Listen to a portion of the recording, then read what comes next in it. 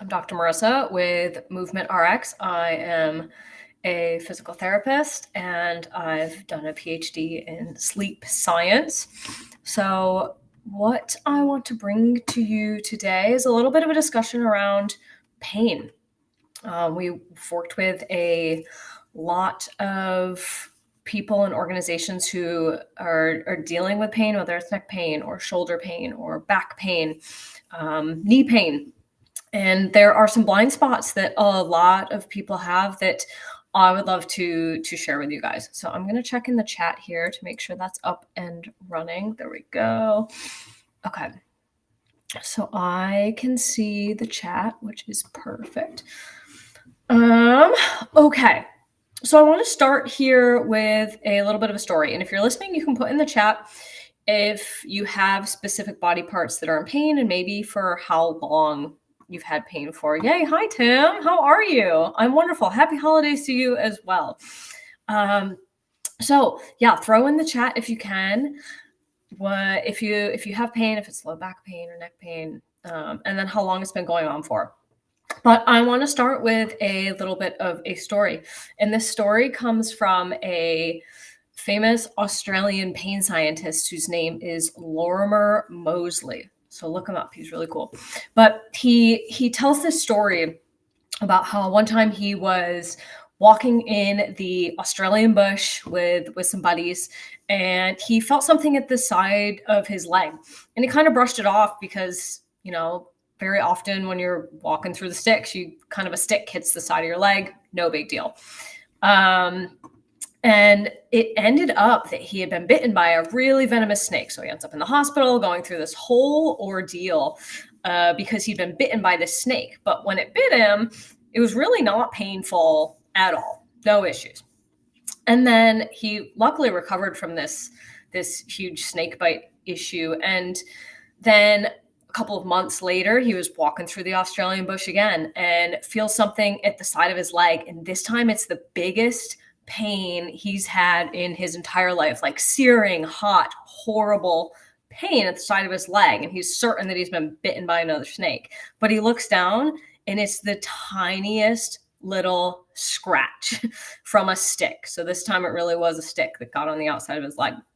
And he tells this story to illustrate how much context plays a role in how we experience pain in our bodies, right? So our brains pair with our body to create this kind of best guess about what's going on.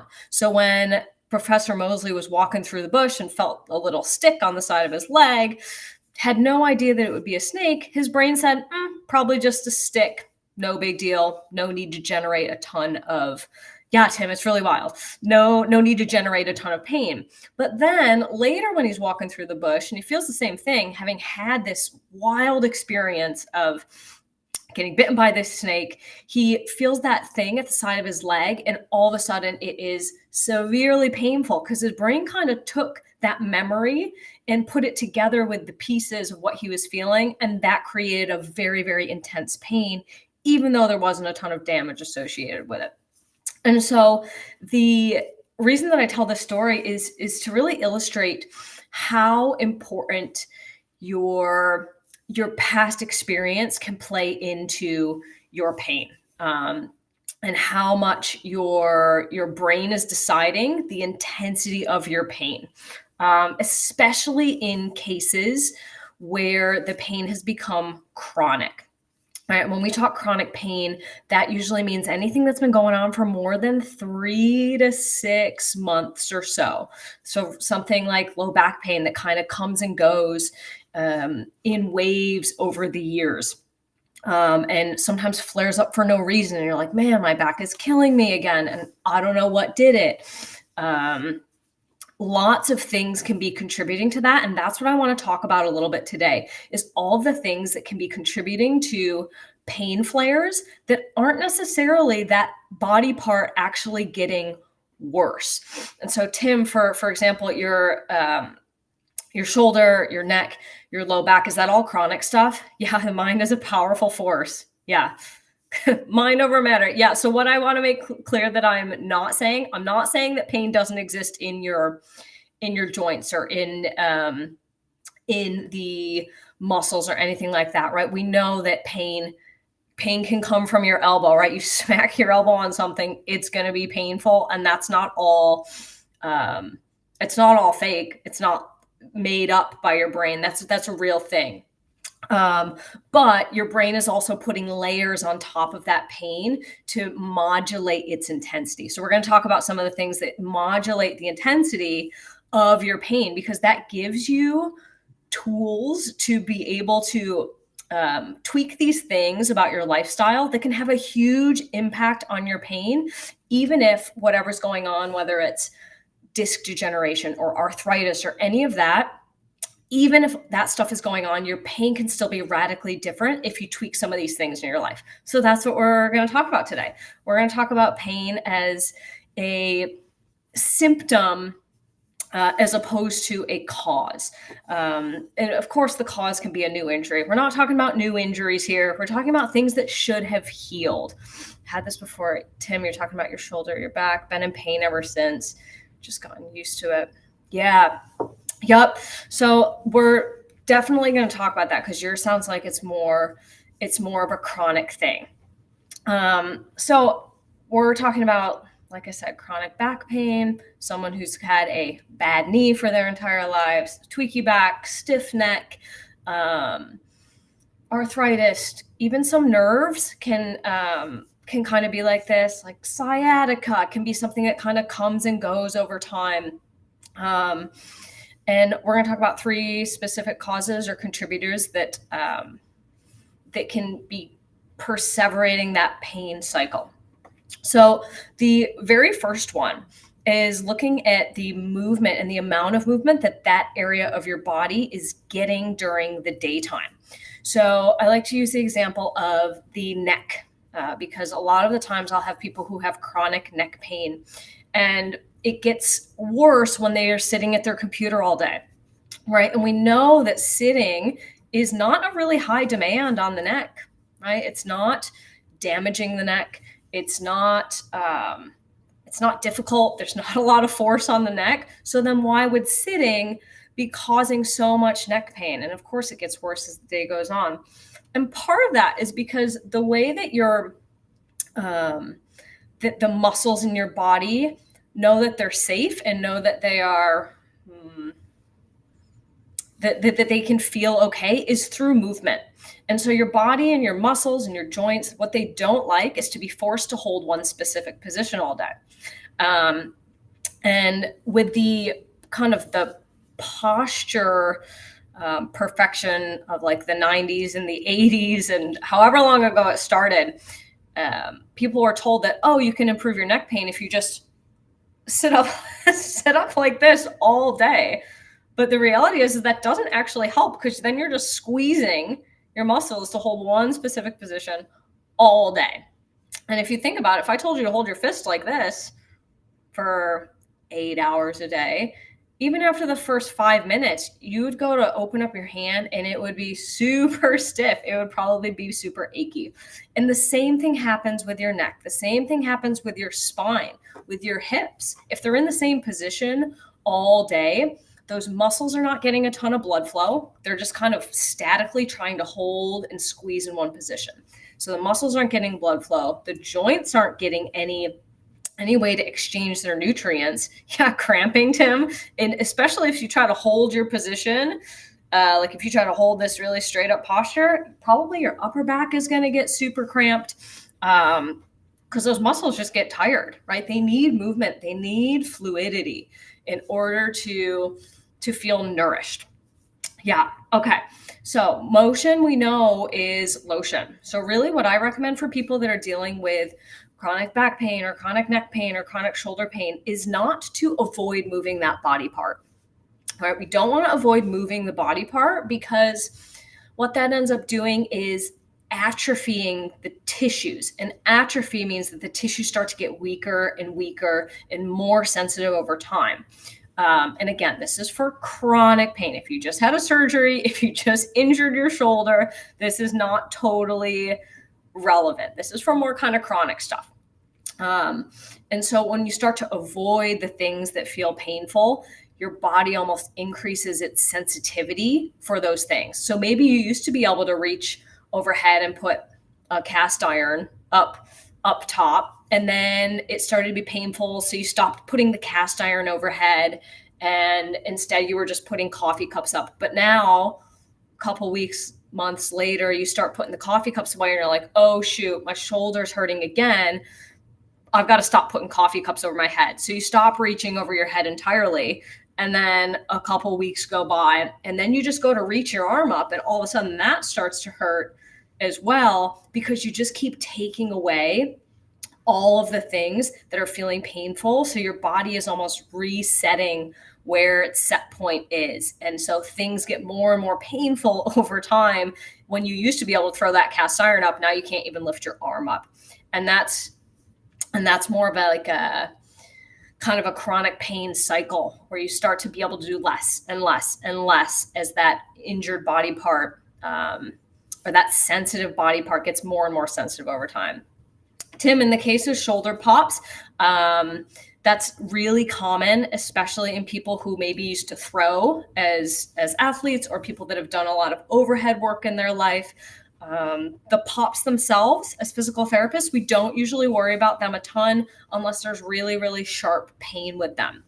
And then what we do with popping shoulders as well is we add a bunch of stability work to them so that they get strong and just better able to keep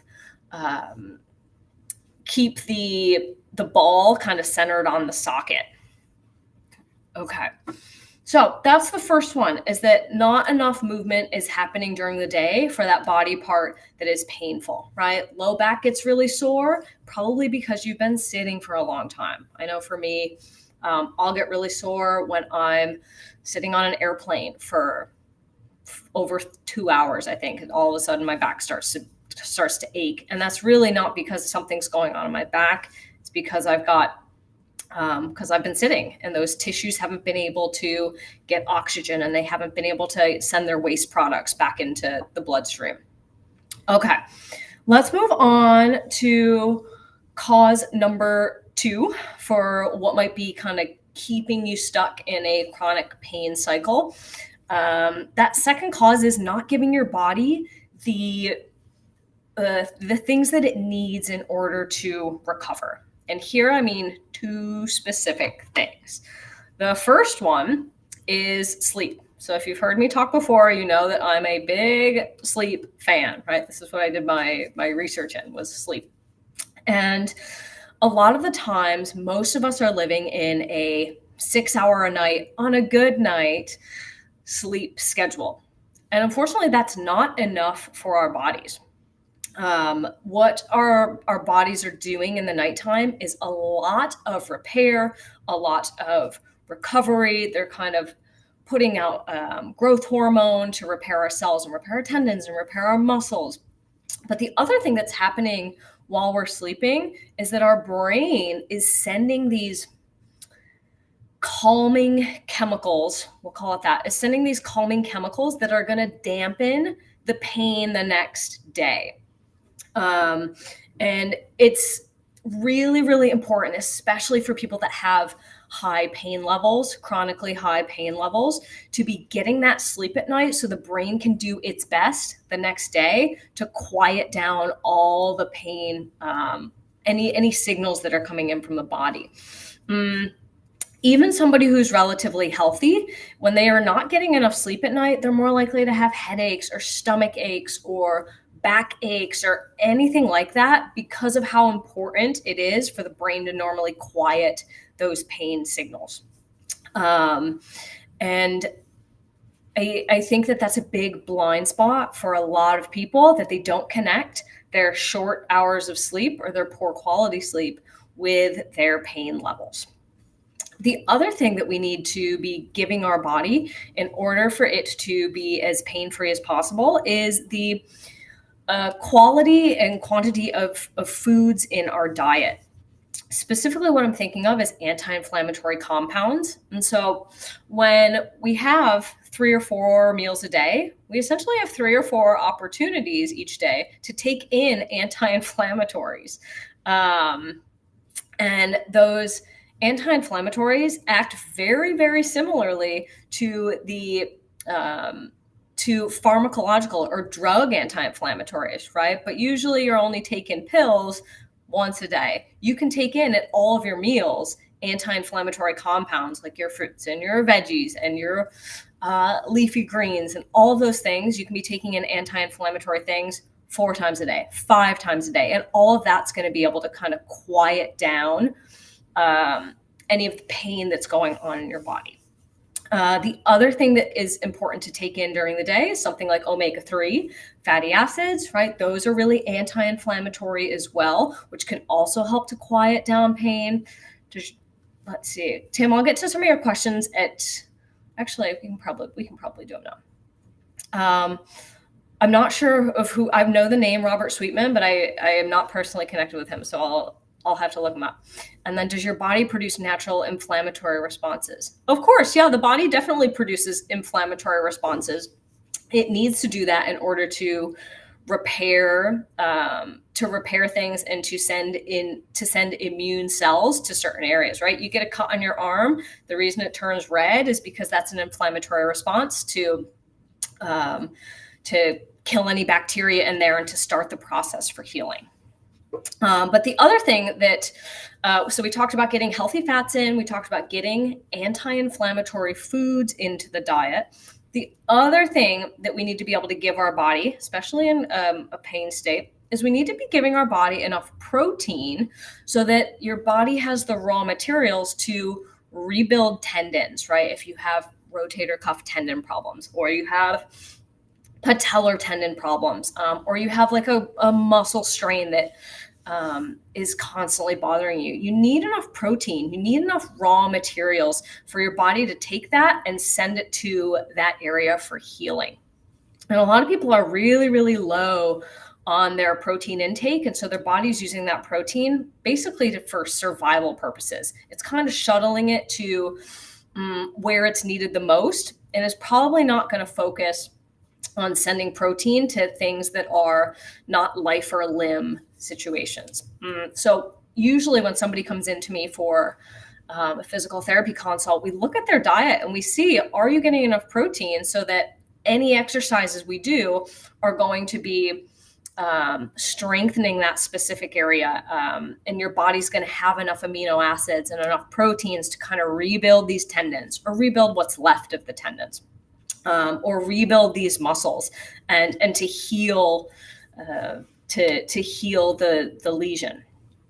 Okay, the last thing that I want to talk about. So we talked about sedentary activity or not getting enough movement is a contributor to chronic pain issues. We talked about not giving your body the things that it needs in order to repair as a contributor to chronic pain issues. The last one that I want to talk about is a stressed out nervous system. And this is because we live in a very chaotic world, right? We're stressed all the time. We're on for our jobs all the time. We tend to be really stressed and not have good ways to calm our nervous system. And the nervous system is what produces the sensation of pain, essentially. And so when you're super stressed out, or you don't know how to bring your whole system kind of into a quieter state, and you're constantly kind of living up here, that's not going to create the conditions for pain to resolve. The way that your brain will process pain when you're really, really stressed is that it's going to attribute a much higher threat level to it. So think about that story we talked about earlier with Lorimer Moseley. When he was walking through the Australian bush, he was probably much more on a higher alert, having been bitten by that snake in the past. And so when he got that little scratch of a stick on the side of his leg, the nervous system produced a ton of pain, like heightened the pain, turned the volume up, essentially. And that's what your nervous system can do if you are really, really stressed, especially when it's back pain or neck pain or other chronic pains. That pain volume is going to be ramped up by your brain. And because you're stressed, because your nervous system is kind of keyed up and it's kind of looking around for threats. And so let's say you feel maybe a little bit of tension in the front of your shoulder. If you're really, really stressed, your body's going to probably turn that volume up. And instead of just feeling tension, you may feel something like pain or aching, just because your the nervous system is stressed. Not because anything's going wrong in your shoulder, but because your brain is elevating that amount of pain, or it's elevating that sensation. It's turning up pain volume and kind of more likely to assume it's threatening. Okay, so we talked a little bit about pain. We covered the 3 big contributors to kind of maintenance of chronic pain, like not getting enough movement in, not giving your body the sleep that it needs or the nutrition that it needs, and not giving it the stress release or down regulation that your body needs in order to start to quiet down the pain signals. So those 3 things, of course, you can start to tweak on a daily basis to improve pain levels, right? So we know that movement improves pain levels. We know that exercise improves pain levels. We know that sleep improves pain levels. We know that anti-inflammatory and a Mediterranean diet improves pain levels. We know that meditation and relaxation practices improve pain levels, regardless of how old the injury is. That kind of stuff literally brings down pain numbers. Okay, so if any of this resonated with you and you're looking for kind of a whole body approach to health and life and leadership, Dr. T, who was supposed to be on today but wasn't able to make it, but Dr. T and John McCaskill and Will Snyder are doing a webinar on the 13th, totally free webinar. And it's called Be Well to Lead Well. And will help you learn how to juggle life and leadership in an increasingly chaotic world. And so for anybody who's lost track of their physical health or their mental health because work is crazy and life is crazy and it's the holidays and all of that, this is a good opportunity for you to get some tricks and tips of how to kind of come back to more of a centered place where you are feeling healthy and you're feeling in control of your life and you're not feeling overwhelmed. All of that is going to be covered in this workshop. And I will put the link in the comments. I think I can do it from here, but I'm not totally sure. I might have to put it in after. But okay, can't post messages to some channels. That's okay. Okay, but I put the link in the chat and I will go separately onto LinkedIn to post it. But that's on December 13th. And you can sign up and talk with John and T and Will about some of these things. So what I'll do now is I'm going to pivot to LinkedIn and look for any questions. Yeah, Tim, I'm glad that you enjoyed this. It's always nice to have people commenting and engaging, because we can take little pathways that maybe I wouldn't have taken unless you had commented. So I'm going to pull up LinkedIn here and see if I can respond to any comments in real time. Let's see. Enter into here. I don't think I can do it unless I join separately. Okay. Anyway, put any of your any comments in, and I will find them on LinkedIn and respond to them there. But yeah, thank you for popping in. Come to the webinar with Teresa and John and Will, and just do it for yourself. Okay. Bye, guys.